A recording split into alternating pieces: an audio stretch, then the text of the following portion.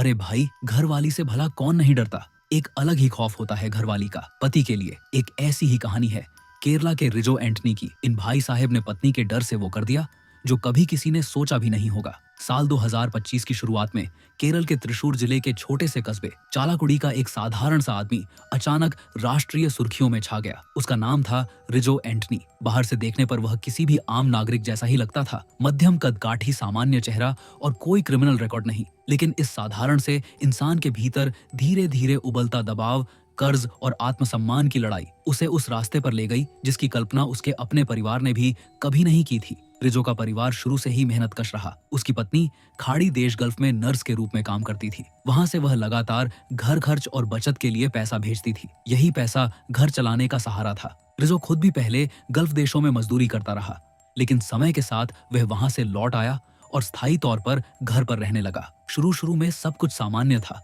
पत्नी की मेहनत, परिवार की इज्जत और गांव मोहल्ले में एक सम्मानजनक पहचान। लेकिन धीरे धीरे समस्या शुरू हुई।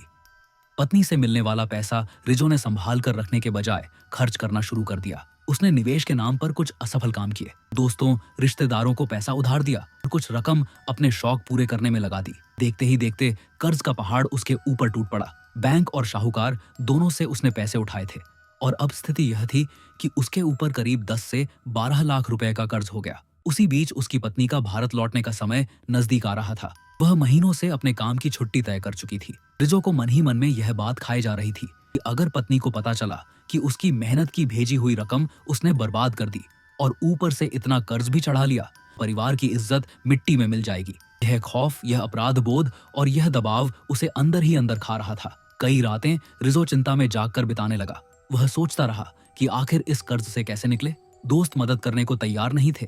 बैंक और शाहूकार उसे और धमका रहे थे। उसकी जिंदगी में जैसे अंधेरा ही अंधेरा छा गया था। धीरे धीरे उसके मन में एक खतरनाक विचार पनपने लगा। क्या होगा अगर मैं एक बैंक ही लूट लूं? रिजो ने अपने इरादे को किसी को भनक तक नहीं लगने दी।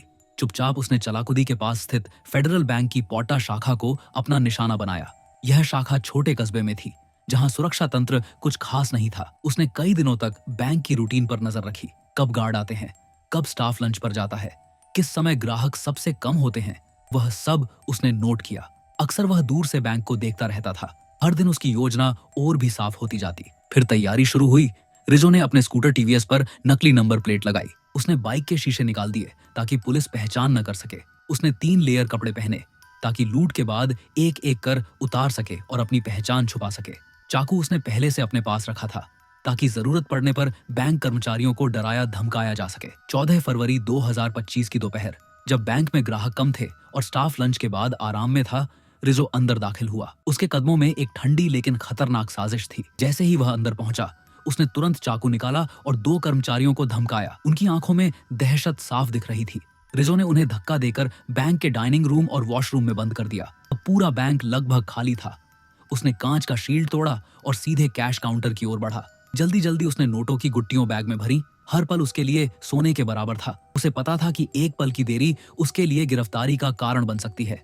केवल 3 मिनट के भीतर उसने करीब 15 लाख रुपए लूट लिए।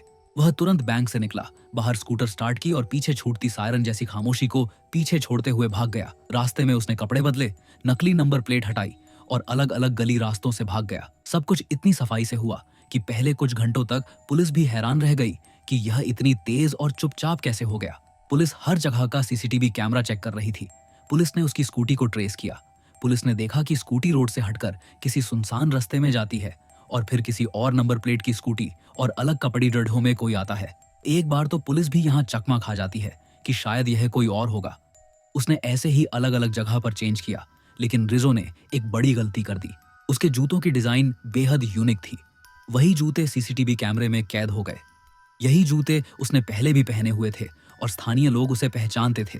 यही उसका पहला और सबसे बड़ा सुराग बन गया। जैसे ही खबर फैली, केरला पुलिस ने एक स्पेशल इन्वेस्टिगेशन टीम बना दी। सीसीटीवी फुटेज खंगाले गए, बैंक कर्मचारियों से पूछताछ हुई और पूरे इलाके में नाकेबंदी कर दी गई। पुलिस ने उस सीसीटीवी फुटेज से कई अहम सुराग पाए। संदिग्ध का चलना, उसके कपड़ों के 3 लेयर और सबसे ज्यादा उसके जूते। यही जूते उसकी पहचान खोलने वाले थे।